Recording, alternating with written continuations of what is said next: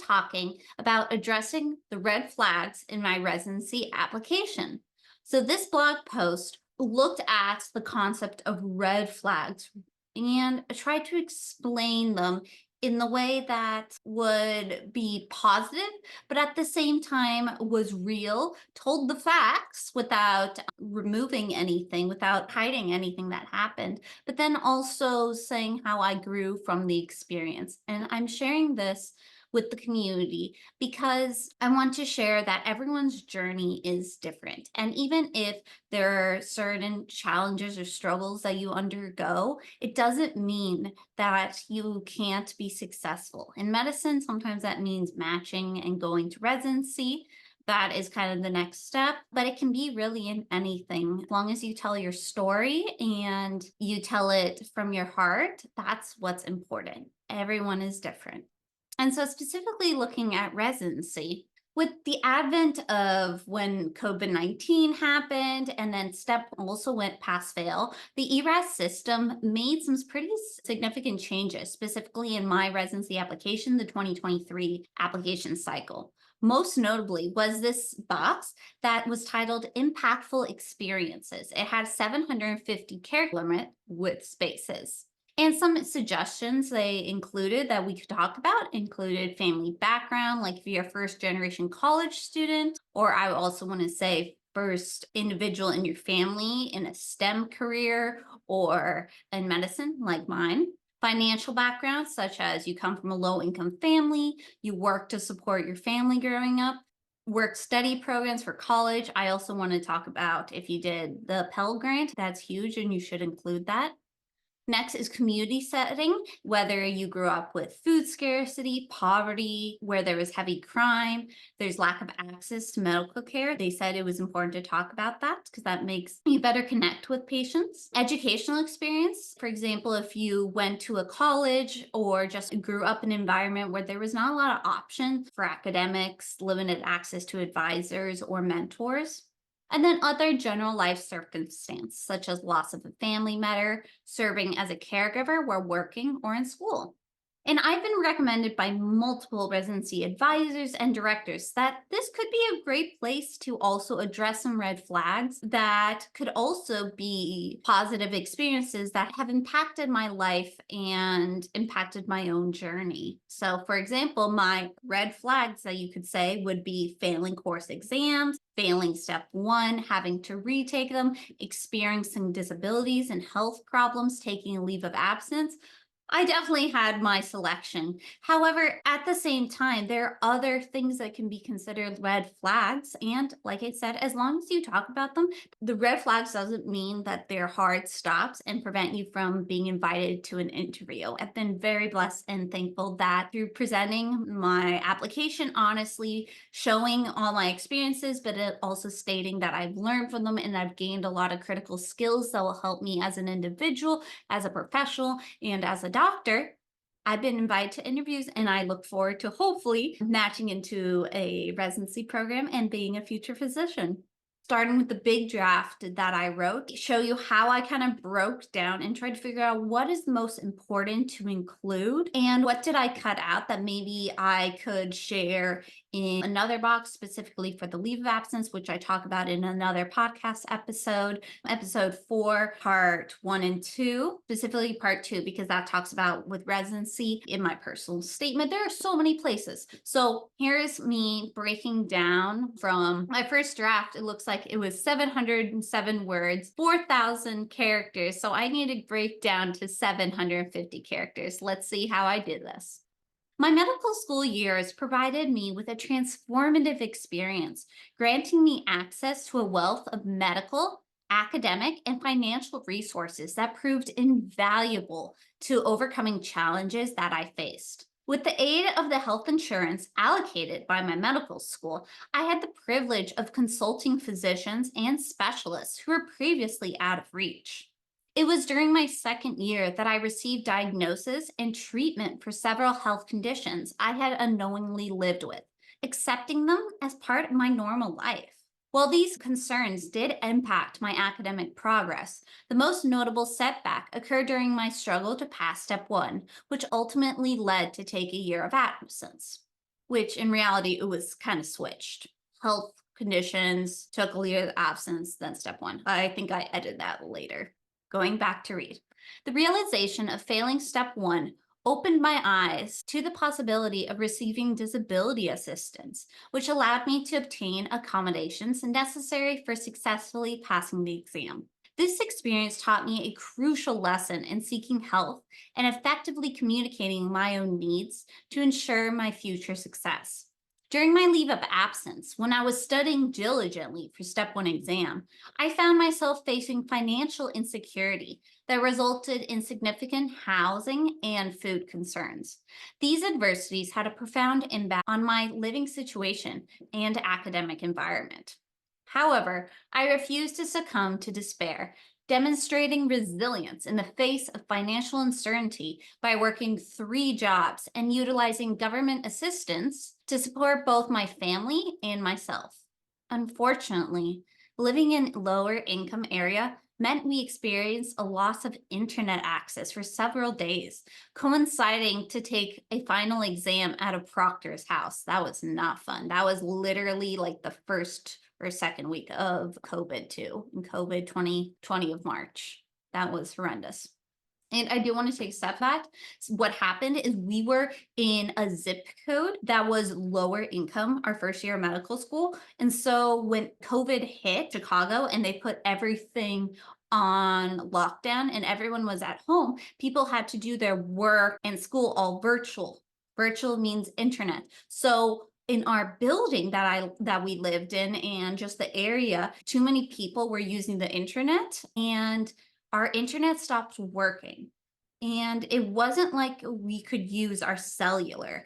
It was horrendous. And it happened on the worst day possible where we had to take a final course exam.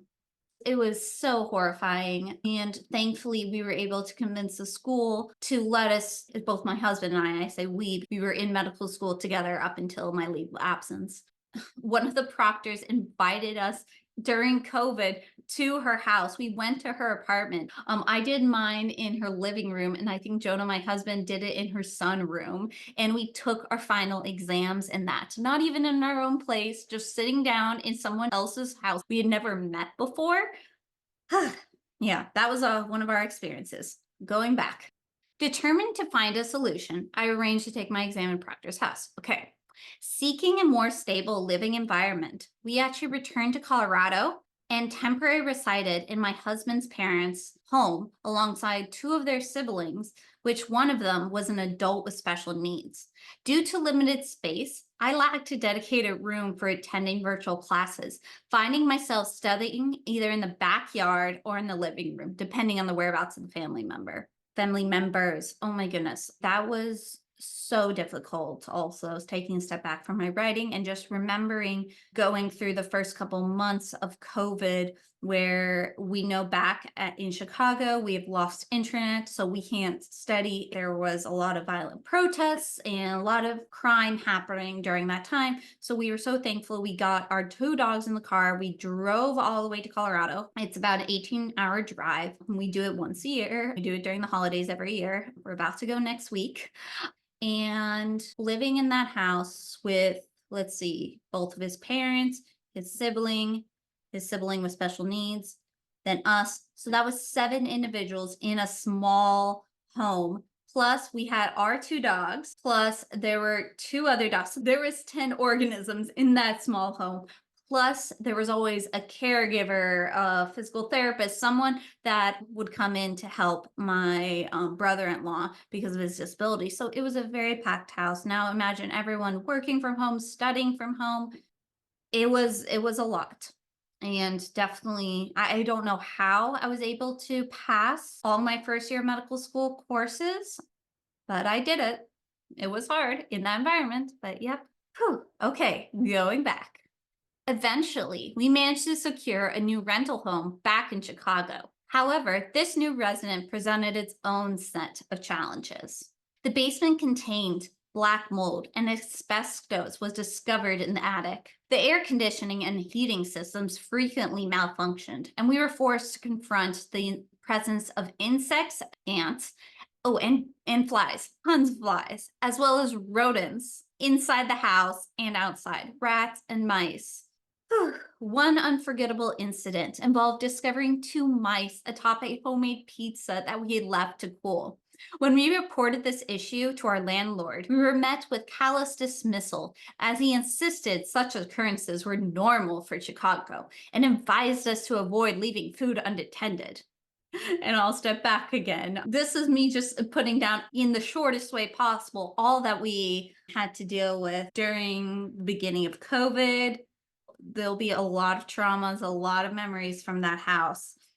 Just from dead rats that were under like our vegetable garden, and they would get maggots, and there were hundreds of flies. I would get a fly like container, and we went through two huge of them that each hold like almost 1,000 flies. It was disgusting. Our dogs liked it because they loved chasing the rats, but that was definitely unsanitary and very disturbing. And we couldn't really just enjoy the outdoors during COVID, which was so important because we were stuck inside. So that was really hard. And then once it started getting worse in the winter, rats and mice started to come into the home.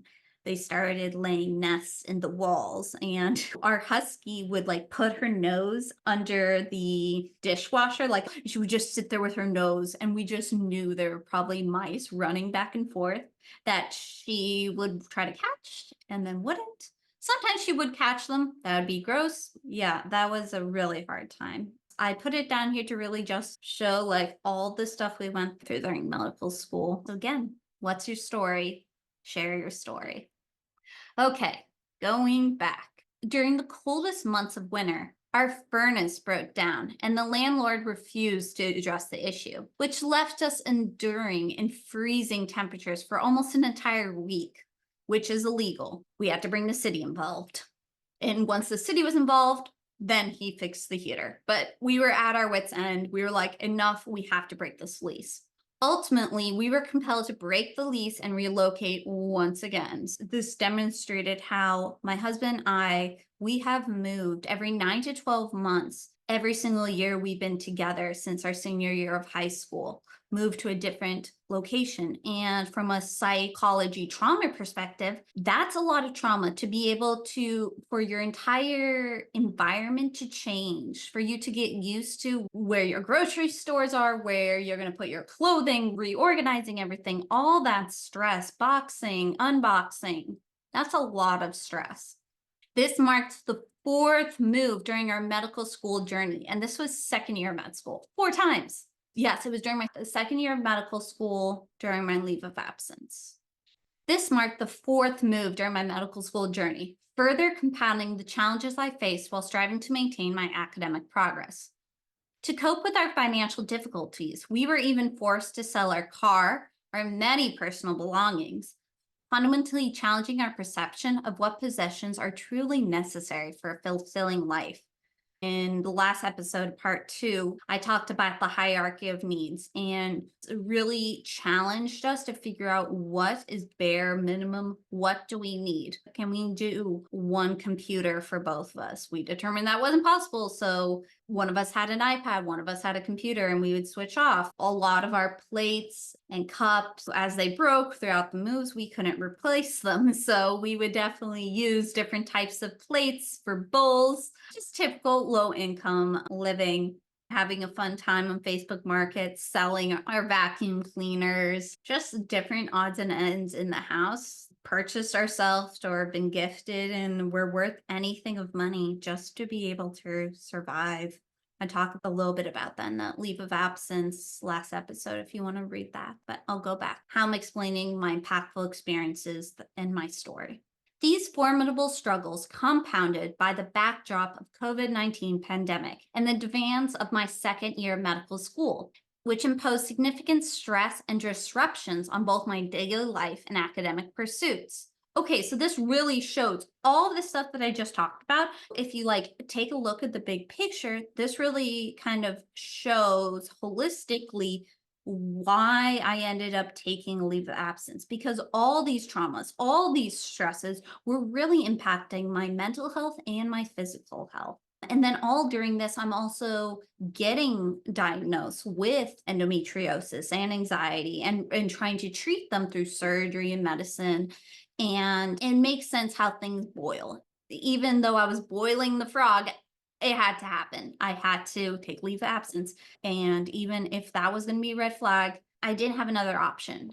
If I didn't take a leave of absence, I probably would have burned out even more. And maybe I wouldn't even have been a doctor ever again. And so all of it compiled to my story.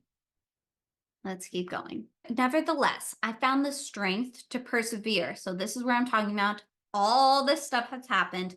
Let's now see what came out of it. What are the positives? What are the strengths? What did I learn from this experience that I can take on in my future life as a person and as a doctor? So I found the strength to persevere, showcasing resilience and adaptability in the face of adversity. This profound experience fostered within me a deepened sense of compassion for individuals enduring social challenges. The fear of not knowing if on any day your landlord might evict you for failing to pay rent is truly terrifying. Moreover, I came to understand the inherent transience of certain stressors. Even in the most hopeless moments, I discovered the power of action, whether it be seeking additional employment or opening up to communities I am a part of and requesting assistance. The perseverance I developed through a lifetime of overcoming obstacles, dating back to my youngest years, prepared me to confront the financial and health challenges I confronted during my medical school journey. Whew, a lot of stuff was said there. That was also so important. In order to explain how I was so resilient, I did quickly mention that, like, this is not my first rodeo. I've undergone adverse childhood experiences. I've been through life struggles. I have multiple marginalized identities. And so learning from those experiences and being able to persevere and show resilience provided me skills and talents that I could then use in medical school when I had these additional challenges. That was 4,000 characters with spaces. Let's cut down to 1,600 spaces. Let's see what I found was the most important to explain. It says, my medical school years granted me access to invaluable medical, academic, and financial resources, which I had never experienced before. With school provided health insurance, I consulted previously inaccessible physicians and received diagnosis and treatment for health conditions I had unknowingly lived with. Struggling to pass step one led me to receive disability assistance, teaching me the importance of seeking help and communicating my own needs effectively. Financial insecurity during the year of absence led to housing and food insecurities. But I worked multiple jobs and utilized government assistance to support my family while also studying for step one. Despite a loss of internet access and a tightened crime rate, I was able to take an exam at a proctor's home. A temporary move back to Colorado with my husband's family presented challenges with limited space for studying and living with an adult sibling with special needs. In a new rental, we had issues like black mold, asbestos, malfunction AC, furnace, and rodents. Reporting these problems to the callous landlord led to no resolution, leaving us to endure freezing temperatures for a week. We were forced to break the lease and relocate once again, making it the fourth move during my medical school journey. Financial difficulties forced us to sell our car and personal belongings. These struggles, combined with the pandemic and demands of medical school, caused additional stress. Nevertheless, I persevered, developed compassion for those facing societal challenges, and learned the power of action and resilience in the face of adversity. Breaking off, there's a lot of great sentences in there. A lot of key things are important: financial, challenges during step one, challenges in moving, challenges with living with an adult child with special needs, but it's kind of all over the place and doesn't really make a lot of sense. So that was 1,600 characters. Now breaking it even smaller to 750 characters, which is exactly what they want. I wish I said this in my previous podcast. I actually included Was your medical school education extended? So I put down the final version for my residency application. So I then took this to a lot of different intending physicians and asked for support, like what their thoughts were. And a lot of the things that I received was like, okay, like, yes, there's mold in some houses. Like, yes, furnaces don't work. But like going back to like the whole point of this box in the residency application, we were supposed to talk about impactful experiences. How is a rodent impactful? Even though it was for this short box that you have to squish your entire life struggles and experiences into, how can we get them at least interested and giving them a small bit? That way, when they interview you and they ask more questions, then you can go into and explain more. So I took all the advice from all of my advisors, and these are my final paragraphs that I submitted in my 2023 residency application, which, if you know, I was thankfully very successful in receiving many interviews, and I'm very thankful for. So for my other impactful experiences, I ended up with 739 out of 750 characters. As the first of my family entering the medical field, my husband and I were committed to becoming physicians since our undergraduate years. Together, we received student loans and Pell Grants and maintained jobs during college and gap years, supporting each other's journey. I have developed tremendous empathy for those who have similarly pursued education while reliant on government sponsored programs. During our M1 year, COVID led to a temporary return to our family's home, which presented additional challenges, such as limited space for studying and taking exams, while caring for adult sibling with special needs. By overcoming challenges, I have learned the value of perseverance and embracing resilience in the face of adversity. So I included a lot of additional stuff that I didn't talk about before, but since I'm going to be talking about my LOA during the next session on is my training extended, I really want to focus on things that weren't included, particularly talking about like my road to medical school, which I hadn't really had the opportunity to talk about. Honestly, up to that point, I didn't really think about it being impactful, but it was. Up to this point, there was 20 some years of experience. So, especially in the college years right before and during my gap years, it's important to share what shaped me and also what had impacted me to viewpoint of life. Last thing, was your medical education training extended or interrupted? This is the final paragraph that I wrote. During my M2 year, I was diagnosed and began treatment for medical conditions I had unknowingly struggled with for most of my life. While now well managed, at the time, it led to me needing to retake course exams and necessitated a leave of absence to address my health. This LOA brought about unforeseen challenges, including financial instability, housing insecurity, and food scarcity. Due to these challenges, I needed to retake step one while working multiple part time jobs to support my family. If you've listened to the previous half of this podcast episode or listened to my other, there was a lot of things that happened during my medical school. It was a traumatic experience. And in order to keep going and process what happened, talking about it and finding other individuals who have similarly dealt with challenges during medical school has helped me feel less alone. And I hope will also help other individuals feel less alone. Even though these challenges are stigmatized, we need to break down the barriers by just speaking on them and sharing that everyone's journey is unique. Also, I noticed that I had forgotten, honestly, that this was actually my first disclosure during my personal statement and during my activities. I did not mention my disability. I did not mention my health condition. So I really made sure that every single part of my application was unique. And if you only got part of it, you got one aspect of my life, another aspect of my life. And then for the program director who usually got everything, they would hopefully be able to get the full big picture of who I am as a person and how my experiences will help me be a better clinician and a better resident.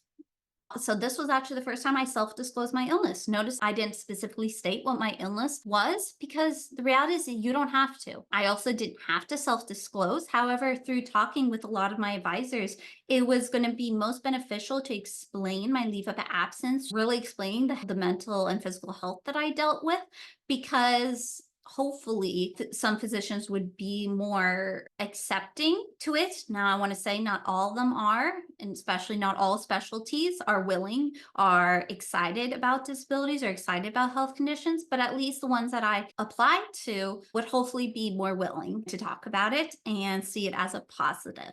And thankfully, that is what happened. But you can see in previous podcast episodes and ones in the future, I'll talk way more about self-disclosure of disabilities and being a patient, because right now that's what I'm doing a lot. I'm self-disclosing a lot of the times in my interviews that I have a disability and what can they provide me in order to be able to determine which residency is going to be more accepting of me and where I will be able to get not just the best education, but also will be able to fit in and find a program that is willing to support me, even though I bring some extra challenges from my lived experiences. So thank you so much for listening. You can go on the link that will lead you to the blog post addressing red flags in my residency application, which you can read what I just spoke on. And also you can read on my medpsychmoss.com/blog regarding a lot more challenges and struggles that I've endured and also have learned from. As I will be going through this podcast, I'll be going through a lot of those blogs, the ones that are most popular, and make them more accessible through audio, through visual, and also hopefully provide additional tidbits from my life and things that I've learned since writing them. So please click follow if you aren't already, and please click send one other person that you think that would benefit from hearing my story. That's how we share the podcast. That's how we break down barriers together. You can also access it on Apple Podcasts, Amazon Music, Spotify, YouTube, and many other places. I hope to see you in the next episode. Thanks, everyone. Bye.